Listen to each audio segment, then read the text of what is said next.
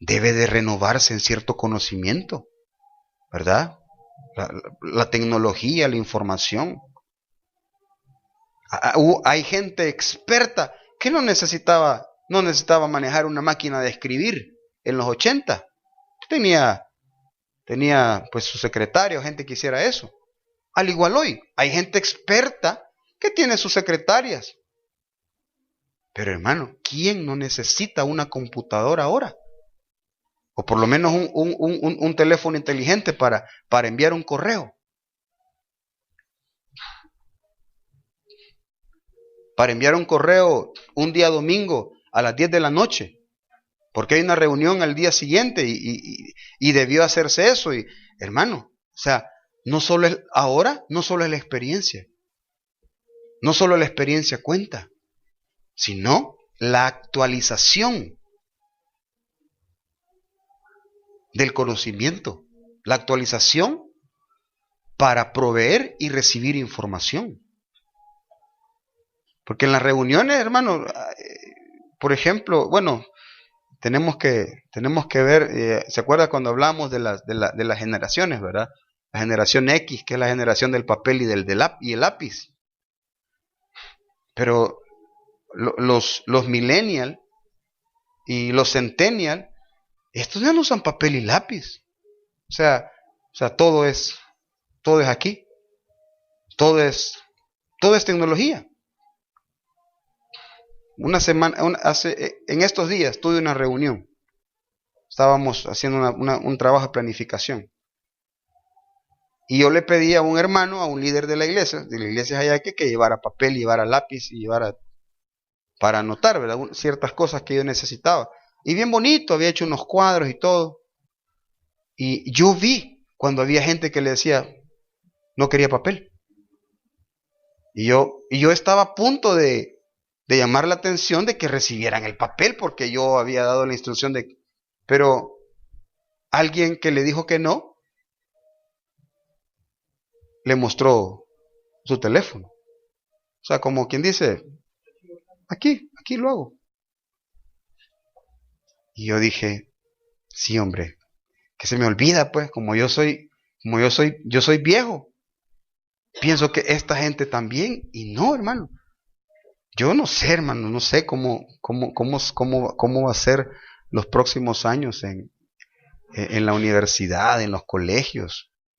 Porque tenemos un sistema de educación obsoleto. O sea, un sistema que colapsó hace años, ¿verdad? Y se sigue manejando el mismo concepto, no se actualizó. Porque en otros lugares las aulas son muy diferentes, ¿verdad? Ya ni siquiera se está tantas horas en un aula, ¿verdad? Yo pedí información para hacer una carrera y me dicen solamente 6 horas a la semana. 6 horas. Sí, me dice, iba a recibir como 40 y pico en línea. Qué raro, dice qué chivo porque estar en la casa, pero qué raro, es otra forma de aprender. Bueno, hermanos, tenemos que actualizarnos. Estoy usando la palabra actualizarse, pero renovarse. Tenemos que renovarnos. Mire este versículo. A ver si lo anoté bien. 2 Corintios 4.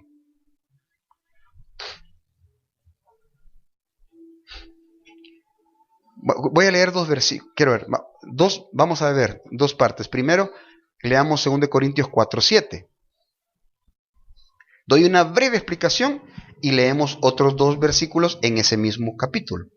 Segunda carta a los Corintios, capítulo 4. Versículo 7 ahorita, por favor. Pero tenemos este tesoro en vasos de barro, para que la excelencia del poder sea de Dios y no de nosotros. Mire ese versículo. El pasaje nos habla de un tesoro. Un tesoro. En vasos de barro. ¿Quién es el vaso de barro? Mire el que tiene a la par. O puede ser un vaso, puede ser un guacal, un pichel, depende de la forma que tenga el hermano. Pero ahí está. un vaso de barro, un tonel, no, varias cosas. Pero mire el versículo. El versículo es revelador, porque nos está diciendo de una vez.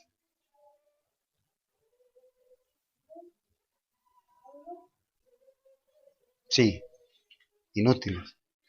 Vasos de barro, o sea, ¿sirven? Sí sirven. ¿Tienen una razón? ¿Tienen un propósito? Sí, pero son frágiles. Hermano, nosotros somos frágiles. Porque pudo haber dicho vasos de piedra, ¿verdad? Pudo haber hablado de otro material más fuerte. Pero la realidad, hermanos, es que nosotros somos frágiles. A algunos no les gusta reconocerlo, pero somos frágiles. Somos vulnerables. Somos vulnerables. Necesitamos ciertos cuidados. Pero aunque seamos tan simples, tan sencillos, dice el texto que tenemos un tesoro dentro. ¿Cómo podemos definir ese tesoro? ¿Qué será ese tesoro? ¿Hablará de nuestros sentimientos? ¿Hablará de nuestro corazón? ¿Qué será ese tesoro? ¿Ah? Cristo. Sí, Cristo. Hermano, el Espíritu Santo en usted y en mí, para que es un tesoro. Realmente, ¿cuál es nuestro valor? O sea, sí tenemos valor, claro que tenemos valor, pero está hablando está hablando no en el concepto de ser valioso o no, está hablando en el concepto de ser frágiles. Somos muy frágiles. Una vasija de barro es frágil, es fácil de quebrar, es fácil. Entonces está hablando de fragilidad, de vulnerabilidad, pero a pesar de esa fragilidad, Dios decidió poner su tesoro dentro de nosotros. Cristo, el Espíritu Santo, en nosotros, hermano. Por eso la Biblia habla, ¿no? No contristéis al Espíritu, porque el Espíritu está dentro. Lo que yo digo, lo que yo oigo, lo que yo veo, lo que yo hago, puede entristecer al que está dentro, al Espíritu Santo. Vasijas frágiles, pero con un tesoro adentro. Ahora, en ese mismo capítulo, leamos el versículo del 15 al 17, por favor. Siempre en 2 Corintios 4. Palabra. Porque todas estas cosas padecemos por amor a vosotros, para que abundando la gracia, por medio de muchos, la acción de gracias sobreabunde para gloria de Dios. Por tanto, no desmayamos. Antes, aunque nuestro hombre exterior se va desgastando, el interior no obstante se renueva de día en día. Porque esta leve tribulación momentánea produce en nosotros un cada vez más excelente y eterno peso de gloria. ¿Ok? Gracias. Nuestro hombre exterior se va desgastando, ¿no es cierto? Pero el interior, ¿qué dice el interior? Se renueva de día en día. ¿Y de quién es la labor y la responsabilidad de que el hombre interior se renueve de día en día? Es de nosotros, hermano. Es de nosotros. Hermano, no es el Señor. Sí, el Señor. El Señor nos va a renovar. Pero responsabilidad suya y mía, acercarnos. Llenarnos de la palabra. Orar, hermanos. Tener tiempo para dedicarnos a la oración. Eso renueva nuestro ser interior. Congregarnos. Esto también favorece el escuchar la palabra, escuchar escuchar la palabra de Dios. No escuchar predicaciones, porque a veces hoy en día las predicaciones pueden no ser bíblicas. O sea, es otro problema que la iglesia experimenta. Predicaciones que están basadas en libros, Predicaciones que se basan en experiencias, en conocimiento adquirido, pero no necesariamente en la Biblia. Nuestro ser interior debe de estarse renovando. Y esa es responsabilidad suya y mía. Amén. Amén. Pucha, hermano. No sé si no estaba de acuerdo o se estaba durmiendo, pero mejor me apuro. Último versículo. Romanos 12. Este versículo continúa hablando acerca de nuestra responsabilidad. Nuestra responsabilidad. Hermano, seamos diligentes. Somos responsables del hombre interior. Somos responsables de que el hombre interior se esté renovando. Somos responsables. Si lo hacemos, hermano, estaremos cumpliendo nuestra parte que Dios nos mandó y vamos a tener mejor calidad de vida. Leamos Romanos 12, versículo 2, y le prometo que es el último versículo. Romanos 12:2. No os conforméis a este siglo, sino transformaos por medio de la renovación de vuestro entendimiento, para que comprobéis cuál sea la buena voluntad de Dios, agradable y perfecta. Mire todo lo que podemos alcanzar si nos renovamos. O sea, vea usted, ahí se muestra la voluntad de Dios y se muestra en 3 niveles. ¿Quién conoce, hermano, la buena voluntad de Dios? Sí, porque hablamos de la voluntad de Dios y entendemos que la voluntad de Dios es algo así como que Dios quiere lo que Él quiere. Dios hace lo que Él quiere. Y confundimos la voluntad con la soberanía. Esa es la soberanía. Si Dios ha dicho que va a hacer algo, lo va a hacer. Eso es la soberanía. Pero la voluntad de Dios, mire, voy a decir algo bien crítico. La voluntad de Dios a veces cambia. Hermano, ¿qué está diciendo? Una herejía. A veces la voluntad de Dios cambia. Dios llamó a Jonás y dice, voy a destruir a Nínive. Voy a destruir a toda esa nación. Anda a predicarles. Conocemos todo el proceso. Jonás termina haciéndolo y el pueblo se arrepintió. ¿Se acuerda? Se arrepintió. Y dijo el rey, pongámonos en ayuno. Y pongamos en ayuno hasta los animales. Hermanos, los chuchos, no sé si hay chuchos en aquel lado, pero los pericos, todos ayunando. Y dice que Dios vio la acción y cambió. La misericordia puede hacer cambiar la voluntad de Dios. O sea, Dios dijo, voy a hacer esto. Esa era su voluntad. Pero la actitud que ellos tomaron hizo que cambiara. La soberanía de Dios se hizo. La soberanía se va a hacer porque se va a hacer. Pero la voluntad de Dios a veces está sujeta a la actitud que nosotros tengamos. Le dijeron a David, tú eres ese hombre. Y David se rompió la revestidura y se tiró al suelo y dijo, he pecado. Y el profeta le dice, no morirás. ¿Por qué le dijo no morirás? Porque las siguientes palabras que venía después de que tú eres ese hombre, sos muerto. Así le dijo Natán, tú eres ese hombre. Porque David acaba de decir, el que hizo eso es digno de muerte. Si usted no sabe de lo que estoy hablando, hermano, lea la Biblia. El que hizo eso es digno de muerte. Natán dice, tú eres ese hombre.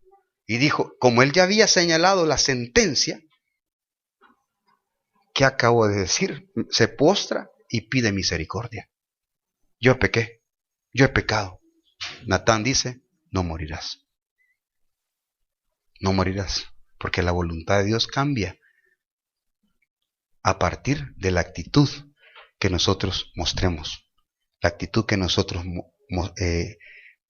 presentemos delante de Dios.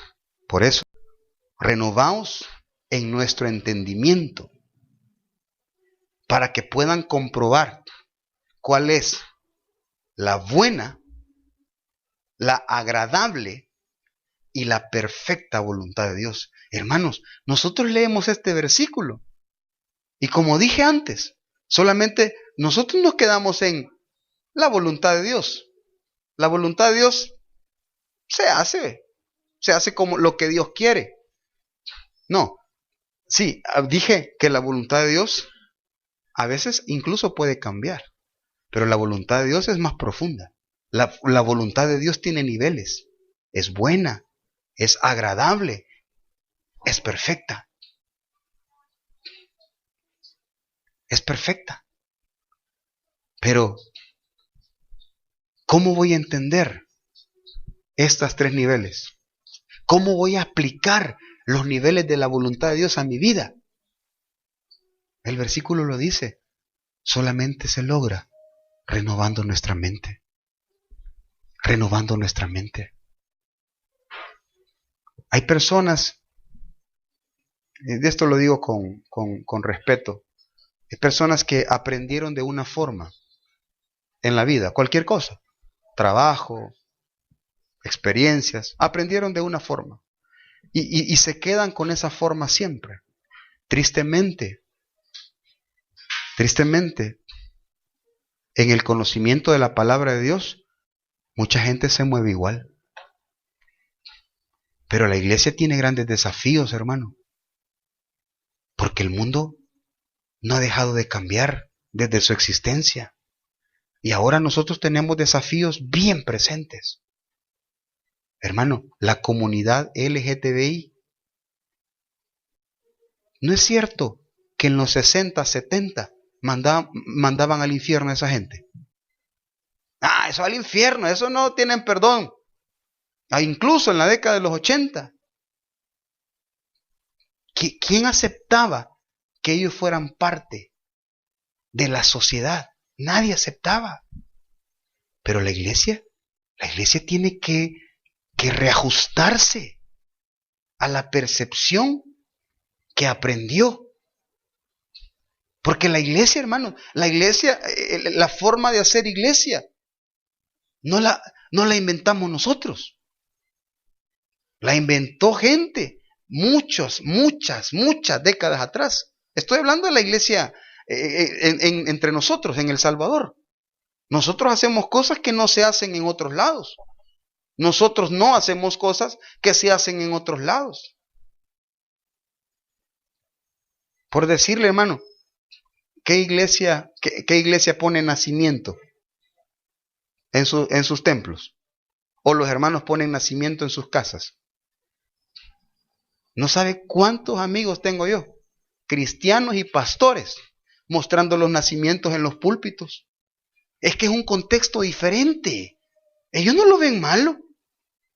¿Sabe por qué lo vemos malo nosotros? Por el quiebre que hace un siglo se hizo con la Iglesia Católica. Todo lo que la Iglesia Católica modela y enseñaba, la Iglesia en El Salvador, que tuvo una separación y hasta el día de hoy. Porque no podemos estar con católicos, porque somos evangélicos. No podemos, no puede estar ahí, no me puedo tomar una foto donde está un cura porque van a decir que soy ecuménico. Pero es una fractura histórica en nuestro territorio. Pero hay lugares en Estados Unidos, hay lugares en Sudamérica, otro pensamiento. Ahora, no vamos a obligarnos a nosotros a hacer las cosas como ellos las hacen. No. Tenemos una historia. Solamente estoy poniendo un ejemplo. Un ejemplo de que a veces nosotros decimos, así son las cosas. Y a veces no son así. Eso es lo que nosotros nos enseñaron. Eso es lo que nosotros aprendimos. Pero no tiene que ser así.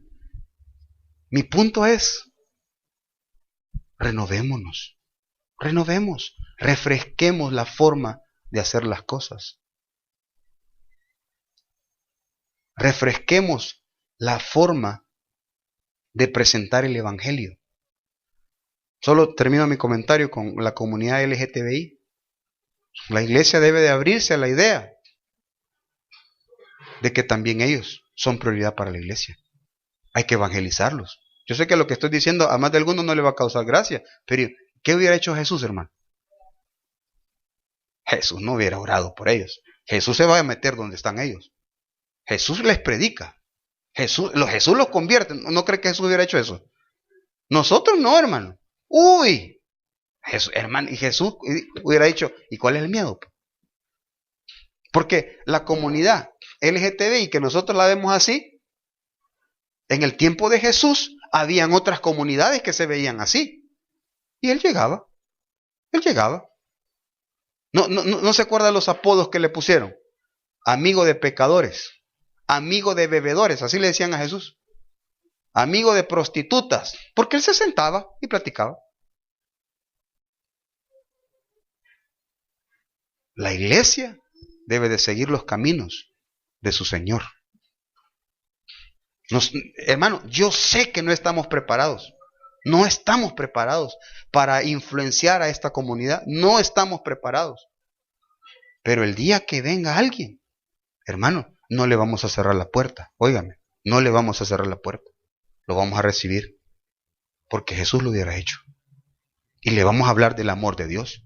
Le vamos a decir que eso es pecado. Le vamos a decir que eso es pecado, como el que roba, como el que adultera, es pecado. Y hay que renunciar al pecado para acercarse a Dios. Le vamos a decir que es pecado, pero no le vamos a rechazar, no le vamos a dar la espalda. No, hermano, no, porque el Evangelio es para todos. Y suena bonito, ¿verdad? Suena bonito decirlo. El Señor amó al mundo y dio su vida en rescate de todos. Pero ya en la práctica, este marero mató a mi amigo. Sí, pero hay que hablarle del amor de Dios. No, que se va al infierno. Ese no es el Evangelio. Ese no es el Evangelio. El Evangelio es el amor de Dios para todos. Y la iglesia debe de refrescarse porque ya no vivimos en el siglo XVIII. Ya no vivimos en el siglo XX. El mundo cambió. El mundo cambió. Y la iglesia debe de seguir siendo de influencia para todos. ¿Cómo lo va a lograr? A través de renovarse. Renovarse. No sacrificamos lo que hemos aprendido. No sacrificamos nuestros principios. No los sacrificamos. Pero sí renovamos nuestra forma de entender la época y el tiempo que nos tocó vivir. La época y el tiempo que nos tocó vivir, hermanos.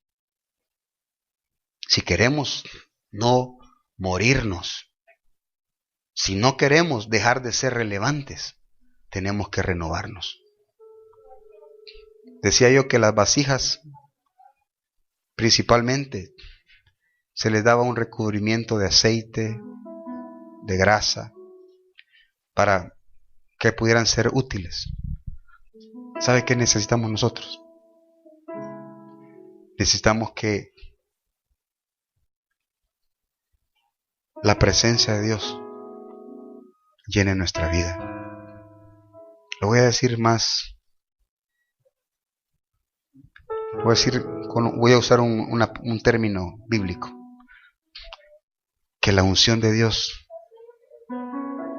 llene nuestros odres. Que el aceite del cielo rejuvenezca nuestro interior. Porque el ser exterior se va desgastando, pero el de adentro debe de irse renovando. El espíritu, dependientes del Espíritu Santo, cercanos a Jesús.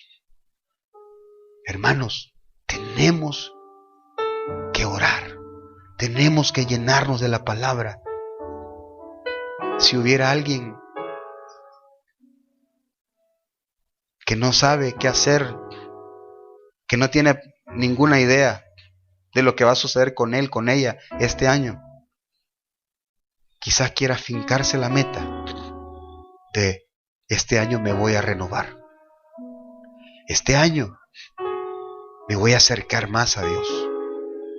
Mi propósito de este año es que Dios visite de manera constante mi vida. No voy a esperar que Él venga, lo voy a ir a buscar.